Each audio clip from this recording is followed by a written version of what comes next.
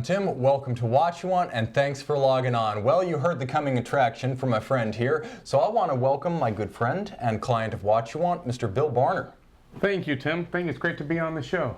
We're going to talk a little bit about our philosophy of collecting. Each one of us has amassed a collection of watches in our time as enthusiasts, and whereas mine is a little bit, perhaps, shall we say, anal retentive and meticulously road-mapped, Bill's collection really does tell the story of his life, from his childhood to his family life to his profession to his relationship with Watchuwant. So we're going to follow that organic story arc.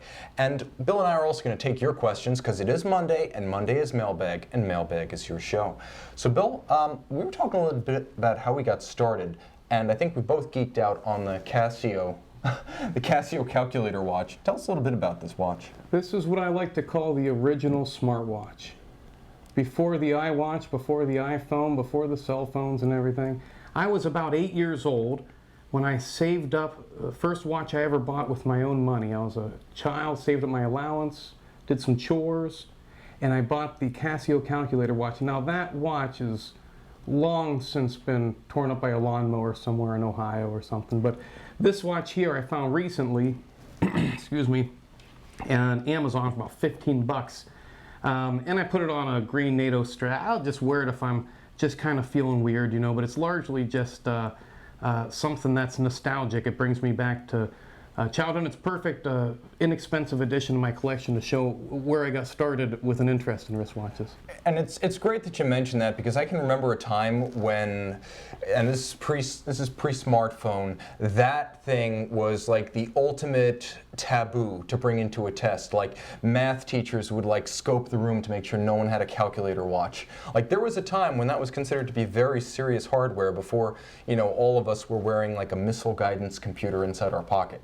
It was also quite a skill in those days as a child to be able to spell as many swear words as you could with upside down. Oh yeah, upside down digits, of course. And I remember they all had some narrative. You'd be like something, and it was too large, and then she wound. You know, you can search that one on Google, kids. But the bottom line is, so that's where you started, and then you know, life took more serious turns. Maybe tell us a little bit about some watches here that have kind of a place in your heart from between your time as a kid and your emergence as a collector, somewhere in between. Well, there's one watch over here, and it's interesting that the two that we start with here, I probably tell the most personal story. They're not high-end watches, but they're very they very much tell a story. This is another that was actually on my father's wrist when he passed, and what's really interesting and personal about this is that it was an accidental fall that took his life, and if you look closely at the crystal, you can actually see the crack from the fall. You can see the crack right there on the crystal, and so that's something that it was given to me right there in the hospital, and it's something that you know, I of course would never get it working again, change the crystal, nothing. It's something that it's been basically preserved ever since like that, and much like this one, it's not something so much to wear out, it's just something that's a very personal part of the collection. Yeah, I actually have a watch that's very similar to my grandpa's timepiece. It's an old Omega, and it's actually a DeVille Seamaster from when the Seamaster was also a name applied to a water-resistant dress watch. And it's the watch he got from Remington Electric Shaver when he retired in 1973, back when a person would work his entire career repairing shavers. I mean, it's like two things we don't have anymore: repairable consumer electronics and working one job your whole life. But he was wearing that watch when he passed, and I've kept everything that's original. The original crystal that he wore and scratched up, the original disintegrating leather strap that he was wearing when he died. I've got it on a new strap, but the old one will never part with me. And so I can truly relate to how you feel about that watch. It's an article of your life and emotion and a bond that's more than a watch. And a lot of times, if there's a watch, it's one thing if you're going to take and flip and sell and buy. If there's a watch, though, that you want to keep and you want to wear, I always think it's worth considering. If you get a ding on it or something, as long as you can keep wearing it. Sometimes it's worth not getting it, Paul, even aside from taking off the finish of the watch and everything else. Sometimes it's worth not getting something like a little ding or something repaired, because it reminds you of that trip to such and such a place or the experience that you had. Yeah, you can almost date the ding. I have little like nicks and scratches on watches, and I can associate them with road trips I've taken, people I've met, events in Switzerland, career milestones. Like there was this one time I had my Grand Memovox on, and it was some stupid exuberant reaction to something that happened around the office, and I managed to put a dent in a lug. Now I could have the laser welder deployed in Switzerland next time it goes for a service, but you know what? That was a good day. I'm keeping that dent. So I definitely can relate. Now, guys, I want to give a shout out to our live audience joining us from around the world. Of course, in addition to our first collective profiling conversation, we are also reinforcing our numbers. So my army of evil grows with Federico, who is now in-house. Federico, thank you so much for trusting and joining us. I'm not going to edit him. I am not going to filter him. I am not going to censor him in any way. You're getting the same unrestrained, unfiltered, undilute Federico talking watches just here. Count on that in about 2 weeks. He'll be with us in the first week of March. Federico Unfiltered. Maybe that's the name of the show. Right here with Watchuwant. Federico, we welcome you to South Florida, and I hope to look forward to meeting you soon. We're going to get the whole crew in here. So let's do a wrist check real quick. Show us what's on the wrist today. This is actually a watch that I got from you guys right here at Watchuwant. It's an Omega Seamaster Aqua Terra annual calendar. It has what they call the yacht deck dial there with the different depths, I guess you'd say, on the dial. Rose gold hour markers and hands. And what I really like about this watch is that it's very professional. I'm an attorney. I'm in court a lot. I'm signing documents, and I want to make sure that the times, not just the time's right, but the date is right as well. It's this whole 30-31 thing that you know. Did I adjust my watch at the beginning of this month? Is my date right? Was there 30 days or 31 days last month? And it's like, did I lock the car, or did I lock the house? Did I lock the? Did I?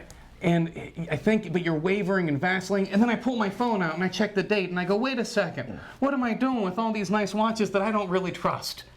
So I ended up getting this annual calendar, and I couldn't figure out, it confused me, all right, because here's the thing with the annual calendar.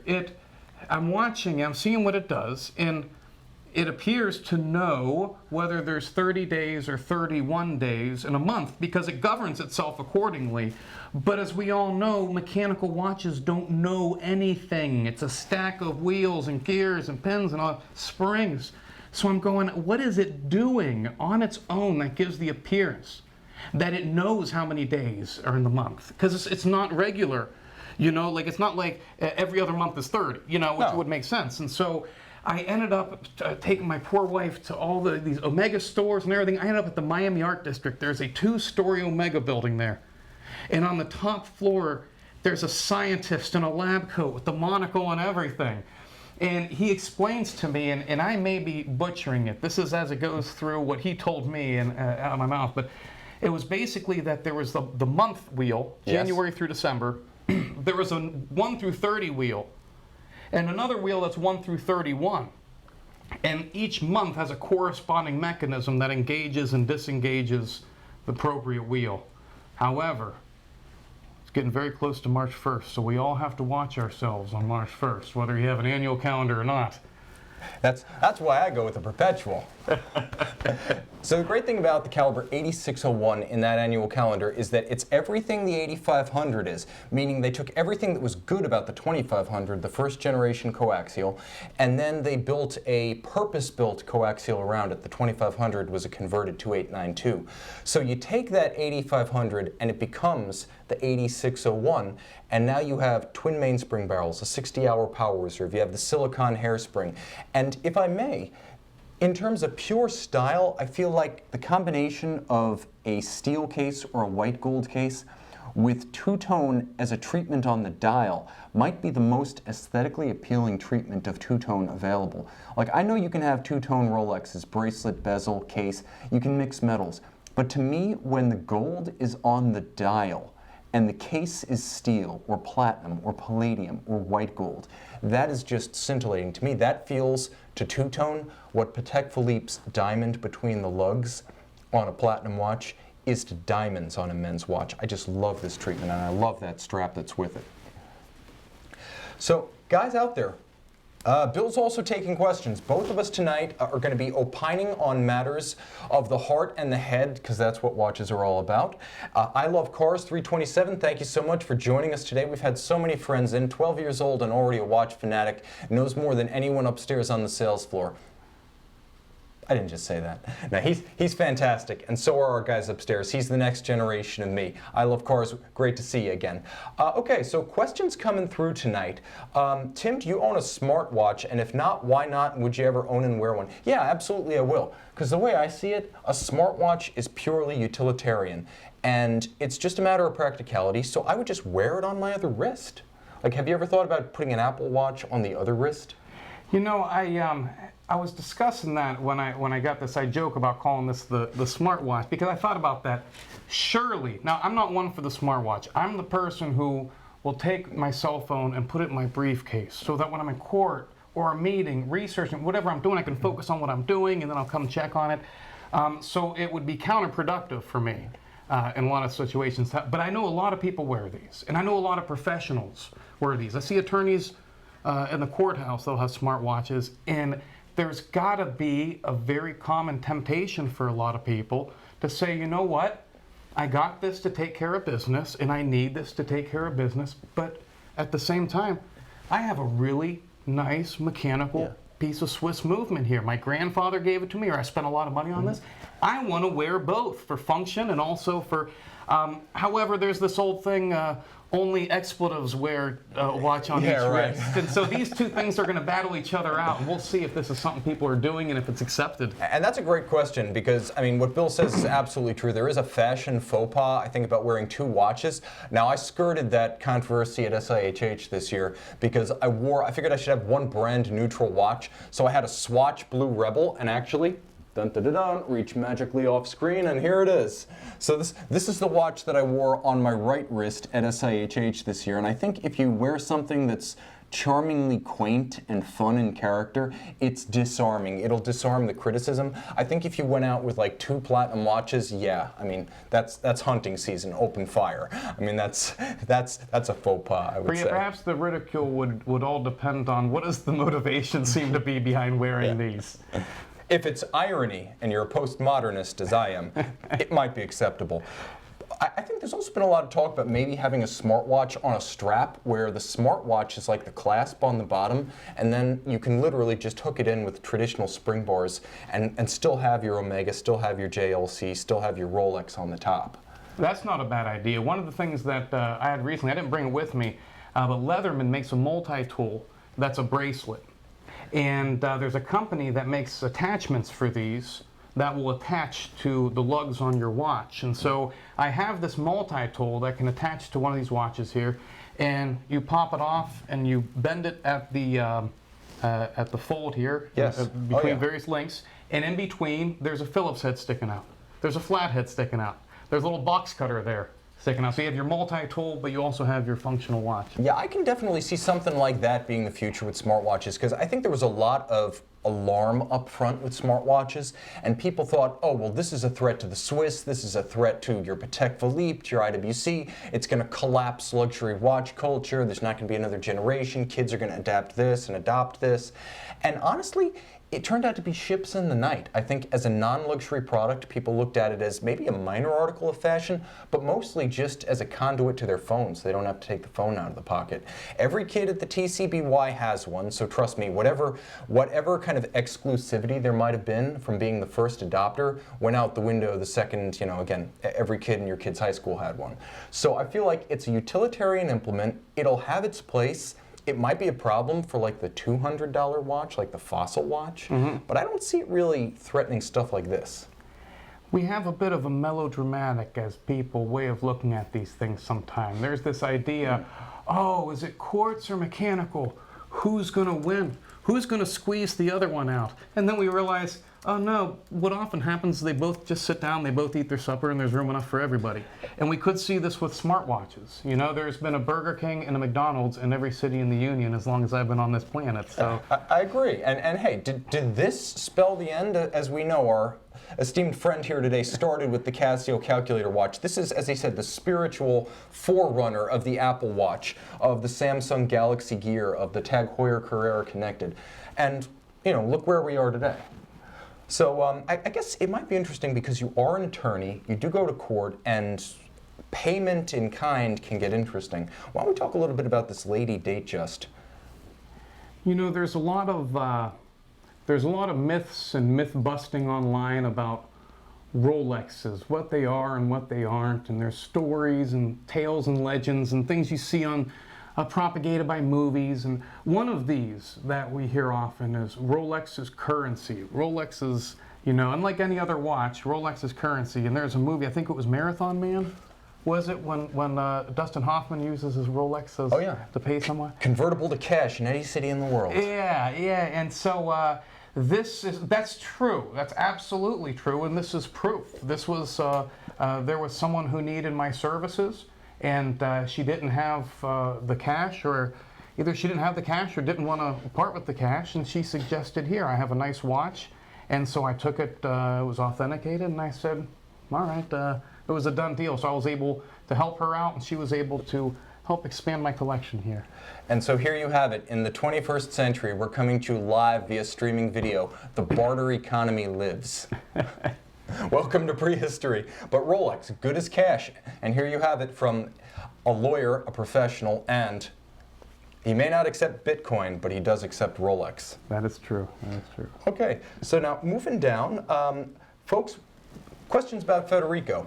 Federico is going to be doing live shows. He's going to be doing taped shows. I would say expect to see him around 2 to 3 times a week, his usual publication rate, probably doing 1 collaboration with me and 1 solo show per week to get started. But if you guys have requests and thoughts, if there's anything you'd like us to perhaps make available so Federico can evolve his format, by all means, Tim@Watchuwant. Federico will have his email address here soon enough. So Bill, this is an interesting watch because Bulova Accutron, it's a new age version of something I actually purchased in its original version. I mentioned my grandpa, he actually got me started on Accutrons. So tell us a little bit about this watch and how you came to be in possession of it. There's a couple things that I find really fascinating about this watch. The first thing is that, as you can see, there's basically no dial. It's completely exposed.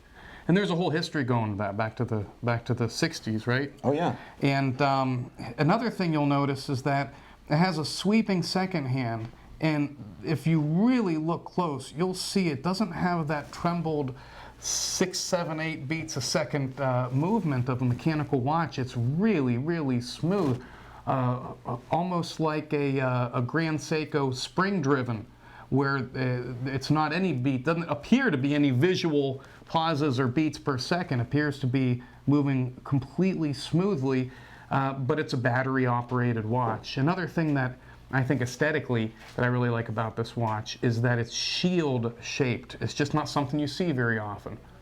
We'll see you know, your round watches with a round case, a square case, a pillow or cushion shape they'll call the Panerai and all this, but you don't often see the shield shaped watch. Another thing you'll notice that this watch is on a NATO strap that actually belongs to a Tudor Heritage Ranger. I have about 7 years ago, my wife got me a Quorum Admiral's cup. It was all steel, and it was just the perfect watch that I could wear with anything. And I decided to, years later, when I would get another watch, that I got this Omega annual calendar, and it's just a little bit dressier than what I had, but it's more than anything else, it's not something you take the straps off, put something else on. It's just not practical for that. And so it was less versatile. And so I got the Tudor Heritage Ranger, and then a good friend of mine contacted me and basically found out he's kind of getting railroaded at the place where he works, you know, and he's preparing for the job hunt, and he needed a decent watch to wear around. So I put the Ranger on a black alligator strap, and I sent it off to him, and I took the NATO, and I've been wearing it with the with the Bulova. That's bold. I gotta say, it's interesting because it's combining so many eras. You have the alpha case shape. So, folks, if you've seen this shape, you would identify it with the historic Accutrons as what was then known as the alpha, and you mentioned this is the alpha 2.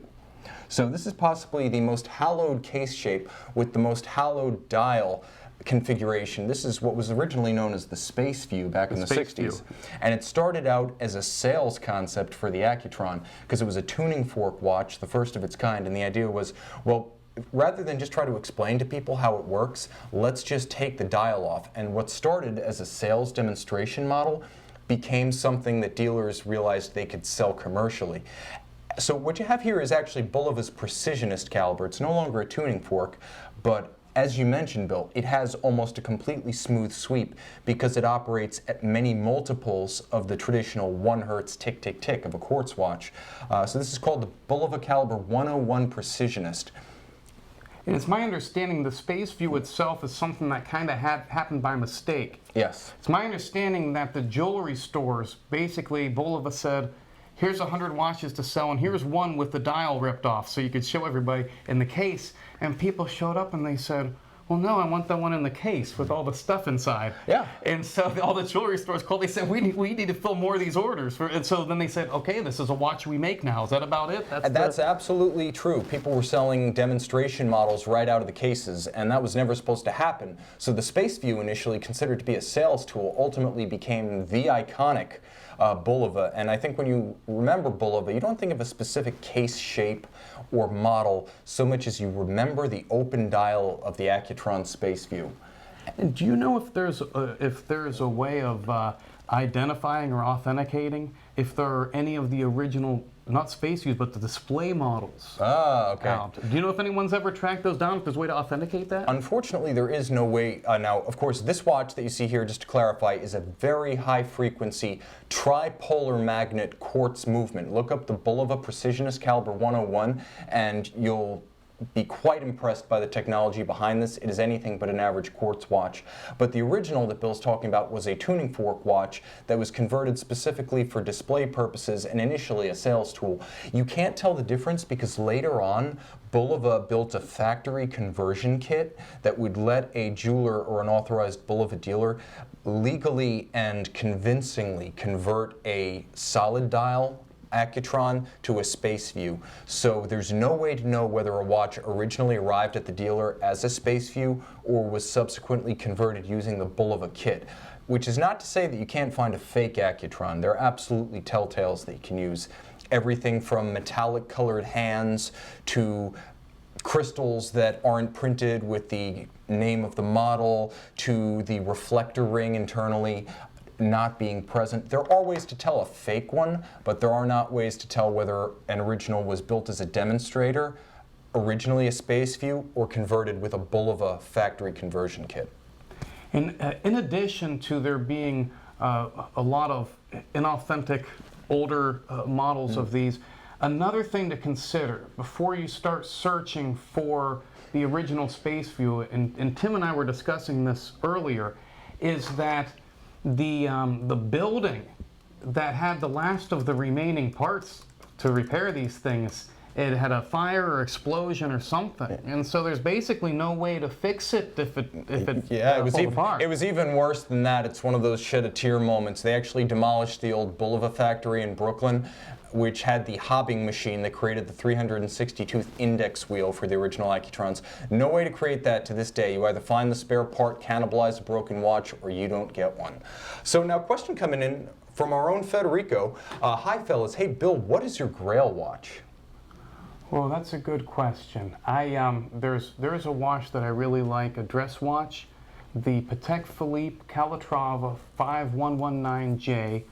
I saw one at one of the Tiffany boutiques, has one of the ones that has the imprinted Tiffany dial. That's one of those. That's a watch that I can't afford to just go out and buy with the family and all the responsibilities that you have. But that's certainly on the short list.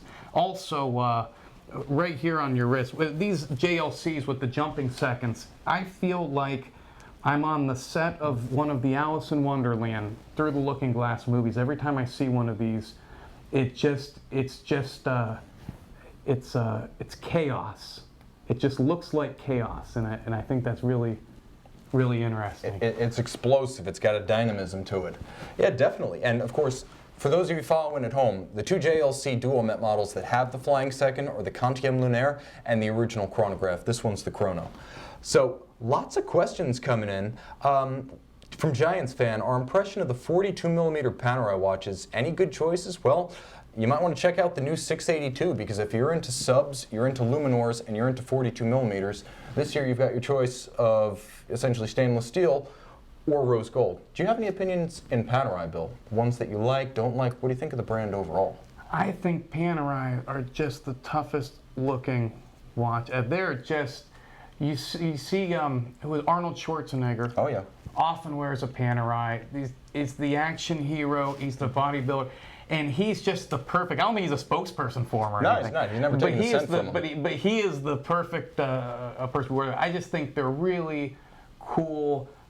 It's just kind of, I don't want to sound chauvinist or anything, but it really is just kind of an alpha male watch. Yeah. The Panerai is. I know exactly what you mean. Maybe it makes too much of a statement sometimes. I follow that. Nice watches, materially very nice watches. Check out the 682, I think you'll like it.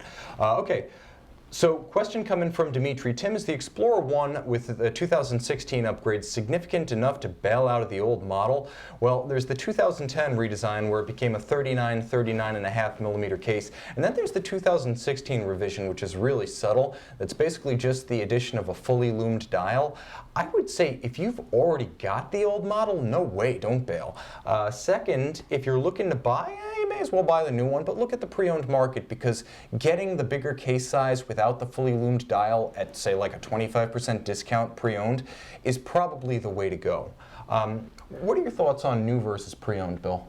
I think pre-owned is the way to go. When you buy new, when you buy a watch new, you buy a watch new because that's the way. It's the watch that you want. That's the only place to get it. Otherwise, you know, if you decide you want to get a Submariner, buy smart. They say buy the seller. And these guys here are excellent. The first time I came here, I was immediately sold. You know, they have all of Michael Michaels, who's on here. They have horology experts, guys that know a lot more than the fellow with the card table at the Watch Expo. Yeah, at the IWJG, we're not that. And also the prices are very competitive with anything I was able to, and I wasn't brought on here to do a commercial for Watchuwant, but it's the truth. That's why I ended up purchasing this watch here. I think that this website is actually a very good place to start. They also talk about gray market is a term that's used when we talk about buying watches, and it's very similar to buying used. If you shop the seller, you're going to get the genuine article. Are you going to have the warranty, or is there going to be someone at JOMA or one of these to go and complain to the next day if there's something? Those are the things that you got to consider. And we do back the watches we sell, and we back them with everything from our own Omega parts account and the ability to give a factory service warranty on an Omega, to the fact that we can forward watches for proper service through the proper channels with our Goffberg parent company. So we've got your back. Even if you're not a local friend of ours, believe me, wherever you are in the world, Watchuwant is with you when you buy from us. So I have a similar question towards our colleague, but about the Explorer too, and feel free to chime in here on our, I'm motioning over here because I don't know if you can see it. We've got a live chat box going. Our live chat box is. The Explorer 2. Similar question. There's a new Explorer 2, and it's significantly bigger. It's I think 2 millimeters, but it wears a lot bigger. Yeah, the super case. The super case, yeah, and there's this what they call in the law pig in the parlor language. There's a time and a place for everything, kind of thing, and I have no problem with large watches. My Quorum Admiral's Cup is a 42 or a 44. It's a good size. But when I looked at the Explorer 2, the older model, the 40 millimeter, it looked to me like such a versatile watch. You could wear this as a sport watch, you could dress it down, dress it up, but also something that you could take that bracelet off. And I know some people, the Rolex bracelet is so great, it should always stay on there, but you know, especially the ones that have these drilled-in lugs. Yeah. You could take a paper clip and do this. Be careful, but you could do this pretty easily. You don't have to go to the kiosk, and you could put a black leather strap and wear black tie with that Explorer 2 if you wanted to. It slides under the cuff. It's a small enough watch, and particularly the one with the black dial. The new Explorer 2. It's one of those straw that broke the camel's back, maybe. When I looked at it, it all of a sudden just looked a hair too big to do all those other things. Yeah, I think that's a good point. The character of Rolex watches changed a lot more than the case size during the 2000s and in the case of the Explorer 2 in 2011. But when the 216570 debuted, just like with the Sub C and the GMT ceramic, a lot of people looked at that watch and they said, okay, on paper, this is a 42 in the case of the Explorer 2, but look, this thing wears like a 44, 45. The width of the case, maybe you can still measure a 42 millimeter diagonal, but the width of the case, the space at the lugs, the heft of it on the wrist, it feels like a much bigger watch. And I definitely know what you mean, Bill. It changed more than the bare measurement suggests. And there's something about wristwatches. It's the lugs. It's the thickness. There's so many things that aren't in the list of dimensions when you're shopping around and looking through a catalog that, you know, 40 millimeters doesn't always tell the story. Two watches could have the same thickness or the same measurements and wear entirely differently, and one's appropriate for you and one's not. Exactly, and just to give you an idea of how dramatically different a 42 can be, this little swatch that I've got, my Blue Rebel, let me zoom my little macro camera out here. But this Swatch Blue Rebel on paper, if you consult the sales literature, is the same size as the white gold Duomet. But I can promise you folks, they don't look the same, they don't wear the same. Everything from the lugs to the case to the depth to the weight, very different. So be very careful about the bare measurement of watches, and I find that's, as you mentioned, Bill, nowhere is that more appropriate, caveat emptor, than with current Rolex with the Super Case. Because they're both mechanical, we often hear cars and watches compared to each other when you talk to watch salespersons and everything else. And you could imagine the same thing. It's a lot of these things that we talk about with watches are more obvious in a car because it's bigger. And and you could say this car has a V6. You could say how many horsepower.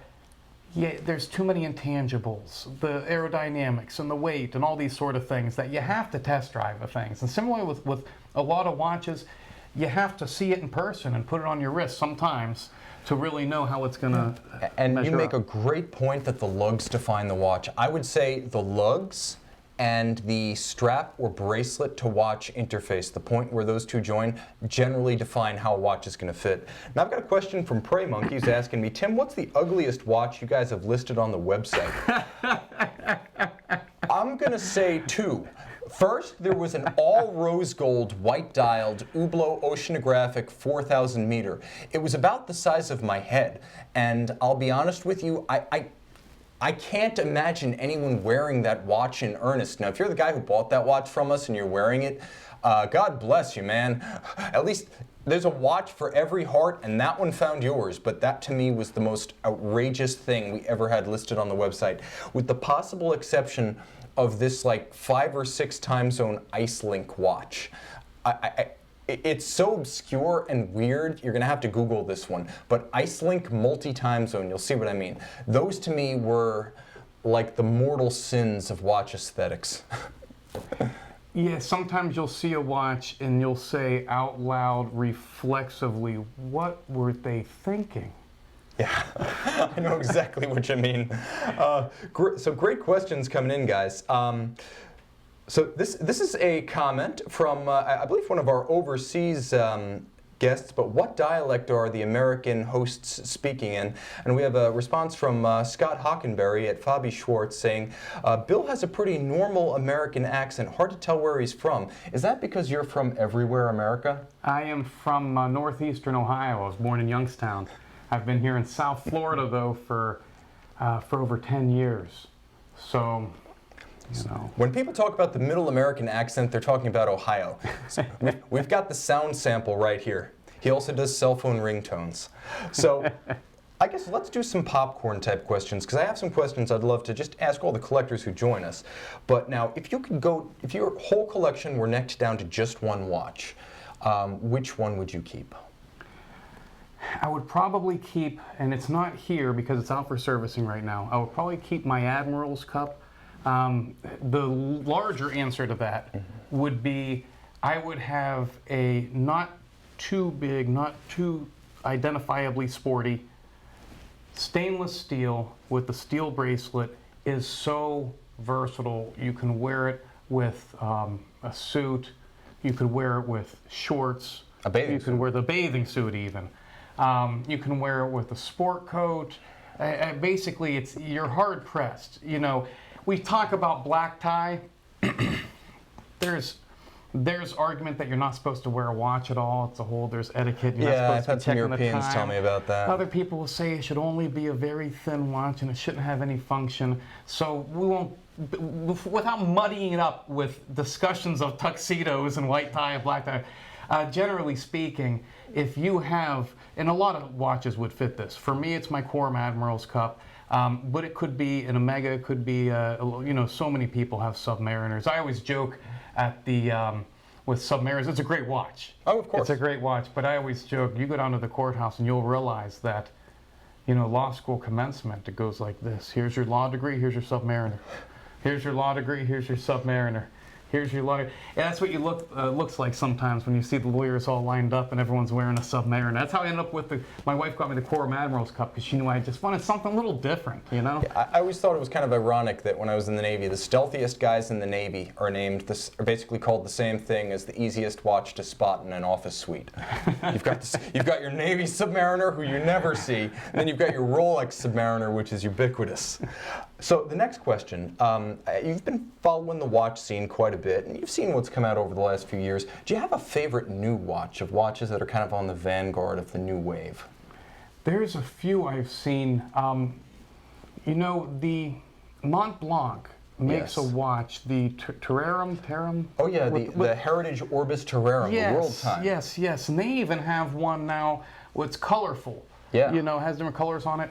And it's such a nice watch, but I imagine that there's a lot of people in my boat on this. And tell me what you think. If I'm going to speak just very candidly, I'm very hard pressed to save up for a year and put everything I have to get a new watch and spend that much money on a Mont Blanc. And it's not a thing of being brand snobbery so much, because they're such a high-end brand. I mean, this is they're nice legitimate stuff, luxury. but it's one of those, of all the companies to buy from, you're going to spend that much money and not buy from a watch company with watch history, with horological history and these sort of things. I mean, I agree with you, because unfortunately, Mont Blanc is part of the Richemont Group, and within the Richemont Group, if you want a world time watch, you've got some potent competition in-house from Vacheron Constantin on the high side, and then from JLC at kind of the midpoint with the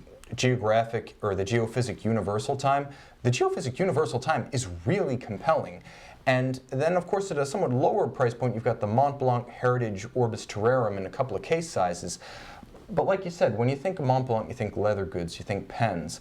Maybe you think the Minerva watches, which are really exceptional, but ultimately, it's almost like Rodney Dangerfield. It just can't get no respect. I mean, in the world of high horology, Mont Blanc is still ascending, but I will say this.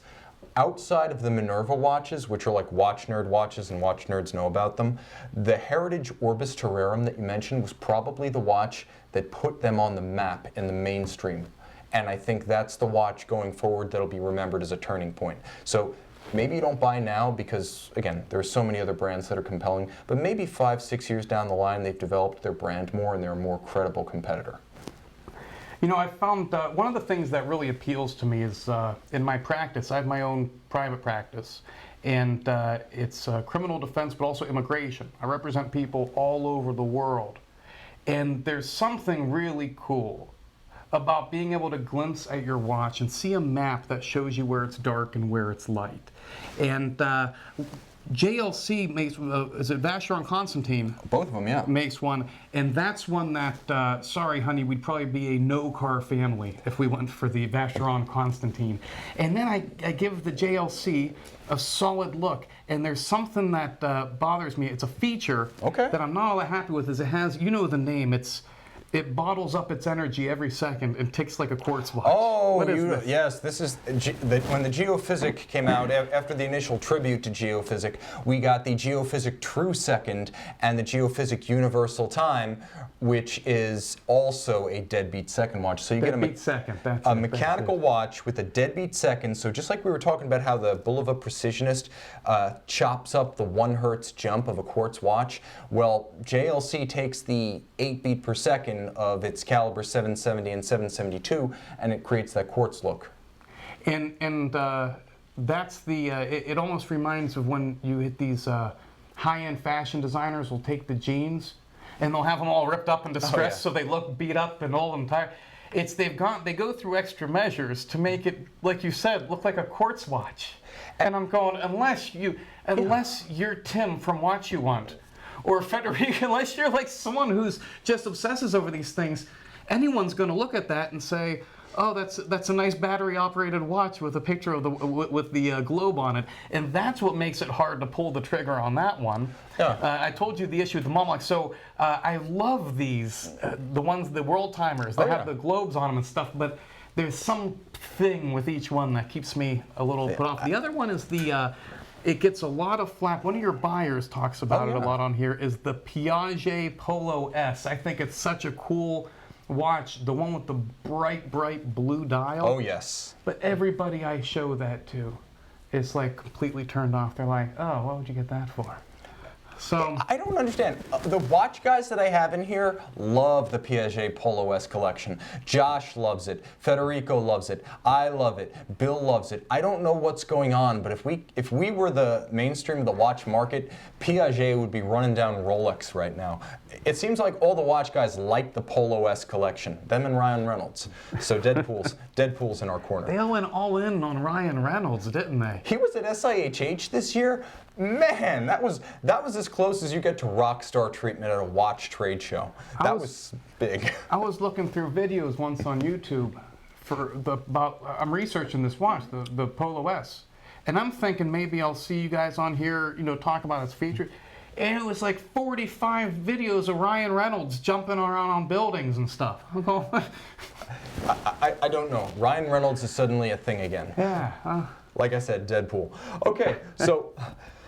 We have some questions coming in. Hachi Zenki pondering why the Tudor Ranger isn't more popular. Now you've got the Ranger. It's on loan to a friend. But what are your feelings on the Tudor brand as a whole? I mean, let's use the Ranger as a keystone. Take heritage elements, translate them to a modern watch. Where does that leave Tudor with respect to its Rolex parent brand? Well, I tell you about the Ranger, when I talk about the solid steel being if you had one to grab and it was the only one to wear. However, I would say if I were to go back and start over again, the Ranger might be the first watch I would get, for the very reason that it's the one that I sent to my friend, because you put it on the NATO strap that it comes with, the camouflage NATO strap, and it looks like a field watch that was designed to only be worn on that strap. But it comes with a brown tan leather strap, and when you put that on, it has the drill through, makes it real easy to change real quick, and you put that on, and this just looks like the old World War II fighter pilot kind of. Oh, yeah. And it is just the perfect watch to wear with something like a navy blazer or something, dress up a little bit. And then when my wife and we had to go to a black tie function, I had a tuxedo, but I didn't have a dress watch. I had this, it's not really appropriate. I went to a kiosk in the mall, got a black alligator leather strap, and put it on. And this watch looked, the Tudor Heritage Ranger looked like it was made to be worn on that watch, like a big dial antique dress watch, because it has kind of a black patina to it. Yeah. So I think it's fantastic. You're not going to turn it over and ooh and ah at the movement. It has a very base thing. It's 28-24, right? I mean, yeah. Basically, you're just looking at ETA calibers. Generally, a 2824, 2892, and either way, you're getting a bulletproof timepiece. The bottom line, though, is honestly, to me, it feels like a reincarnation, exactly like you said, of a 60s or a 50s field watch. And so, because of the simplicity of it, it can wear with almost anything. And also because of the one of the things appealing about it is the lack of complication. We talk about I joke about 30 days, 31 days, Yeah. What day is it? This is a watch, you pull the crown, you twist it a few times to get it started, set the time, and you're set. You figure out where am I going to go and what am I going to be wearing today, and you put on the according strap, and that could be the one watch, and you can get it for a couple grand. It's not something it's that's a outrageous. great, and it's been around. Entry-level piece that you could wear all the time, everywhere, and then you say, you know what? I'm starting to like this wearing a nice watch. I'm noticing what people are wearing. And then maybe you say, all right, let me get a dedicated sports watch, maybe a dedicated dress watch. But it's a great, perhaps the best place to start, I would say, would be the Tudor Heritage Ranger. Versatile watch, and I think the rule with Tudor is less is more. That's why the Heritage Black Bay outsells the Pelagos, and it's the reason why a lot of people say the North Flag with its dial side power reserve, it kind of didn't really sizzle so much as it simmered and then fizzled in the market. Just too much complication for Tudor, and it's why the Tudor Advisor, as much as I love it, is kind of an acquired taste and an inside baseball watch. Like you said, with the Tudor, with the Ranger, with the Pelagos versus the Black Bay, less is more. A question coming in from Scott Hockenberry about the JLC Master Calendar. Asked me to confirm. Yes, I can confirm it's not an annual calendar. The Master Calendar is a simple, complete calendar with a moon phase. JLC has never made two types of wristwatches that I know of. They've never made an annual calendar, and they've never made a split-second chronograph. Other questions coming in. Fabi Schwartz opines, I think Tudor's problem is that a lot of people save up just a bit more and get the Rolex, which is sad because Tudors are absolutely great, like you say. I think Tudor's a great buy pre-owned because then you're talking a price point where you're really not talking about saving up a bit more to buy a new Rolex. Then you're talking about maybe like half the price of a Rolex for a pre-owned Tudor. And it's one of the few watches that I would identify in that price point where I have this philosophy on watches where, you can get a watch. It's one of the only things you get for $1, $10, $100, $1 million, and everything in between. I don't think there's anything else you would say that about. And you go from a digital battery operated watch to maybe a quartz with a crystal, sapphire crystal, costs a little more, and then maybe you get something that has some automatic movement. But at some point, I think, when you're paying above $500 and you're paying below $2,000, it is the most frustrating answer to get is, what should I get with $2,000? You should save up another $2,000 and get a nice thing. Well, that's not what the question is. Yeah. And it really does seem like there are so many. There are brands out there, Baume and Mercier, and this isn't I don't want to dump on anyone's watch. It's not to be insulting to anybody, but that's just one that comes to mind that I'll see often, and it's so tempting, when you have a budget. But if that's where you are, I just don't think you can do better than Tudor. It's going to be respected wherever you go. It's a very well-respected watch, and they're sort of within reach. Their lower price point is really just an entry into this brand that goes even further from there and overlaps with Rolex price-wise. And exactly, it's backed by a great company. You know that the brand was around yesterday. It's going to be around tomorrow and the day after tomorrow. They're usually, in this day and age, designed to evoke historic designs that work. So the chance, unless you went for that North Flag, of finding that the design of the watch dates, you don't really have that concern with Tudor because they draw so heavily on heritage and designs that are already time tested. Plus, you're either going to get a bulletproof ETA caliber, or in the newer family, the 5600 movements, you're going to get some sort of in-house Tudor caliber that in many cases features technology like silicone hairsprings that we haven't even seen from Rolex yet, or at least on a large scale, where we're starting to see the Soloxy. But Tudor has embraced it wholeheartedly, Rolex haltingly. And the history of the brand Tudor, it reminds me actually of the music career of Hank Williams Jr. This is a guy who started off just like Tudor to Rolex as a cover act of his old man. And then, in more recent history, he just said, I'm going to grow a crazy beard and chew tobacco and play rock and roll and go off and kind of do my own bizarre thing that hadn't been done before. And Tudor kind of reminds me of that. They were the other Rolex. They were the Rolex cover act. And then when they were kind of rebranded recently, they're like, now we're doing our own thing. We got bronze watches, and they look nothing like the Rolexes in many cases. And I would say, plus there are complications. You know, there's the Tudor Advisor. There is no alarm Rolex. There is no titanium Rolex. There is, you know, there's so much. There is no dial side power reserve Rolex. And I'm going to defend the North flag there. I like it. But the bottom line is, it not only manages to give you that warm fuzzy that you're buying something from within the Rolex family, but you also get something that is distinctly different from Rolex and doesn't just feel like a Submariner that costs 40% less. It's not, oh, this is the Tudor Submariner. Oh, okay, well, and that's almost like saying, wish I could have afforded the Rolex. Like, this is the sub you buy because you can't afford the one you want. Whereas with the Pelagos and the Black Bay, all of a sudden we've got watches with identity and a reason for being that's not just, you know, a gateway to Rolex. You can be very happy as a Tudor collector and never move to Rolex. Notice I didn't say move up to Rolex. So I agree with you on that front. And I guess last question, maybe this is the most philosophically circuitous, but is there a type of watch you would never collect? Like something that you've just written off, not for you? I wouldn't say that there's any type of watch that I've completely written off. There's, you know, one type of watch though that I try to avoid a lot is, and don't crucify me in the comment sections or anything, you know, but I feel a lot of watches, they add a chronograph function. You've talked about this with tourbillons before. They'll just kind of put a chronograph on there. And is everyone really using a stopwatch that often? Are people really timing things this often? Because when I see a chronograph, I see it, and look, if you want a good chronograph, get a good chronograph, right? Of course. But when I see a chronograph, if you're not looking for a stopwatch, I see this is going to be more expensive to service. This is more ports of entry for water. Why are we doing this if we're not actually using the stopwatch? And this is coming from a guy who bills hours for a living. He thinks the chronograph is fatuous. Okay, point taken. And, you know, going after the king of complications, Bill Barner closing with a big blow. What can I say? He went out swinging like King Kong. Bill, thank you so much for joining us tonight. Thank you very much for having me. It's a pleasure. It's been my pleasure, and Bill will be back. And as you know, so will Federico. Again, roughly the first week of March, he's going to be with us. But you can email questions to Tim and Federico at tim@watchuwant.com.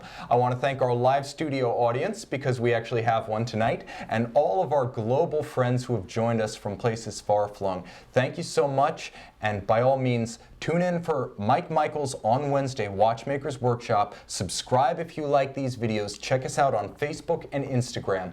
I'm Tim, he's Bill, this is Watchuwant, and thanks for logging on.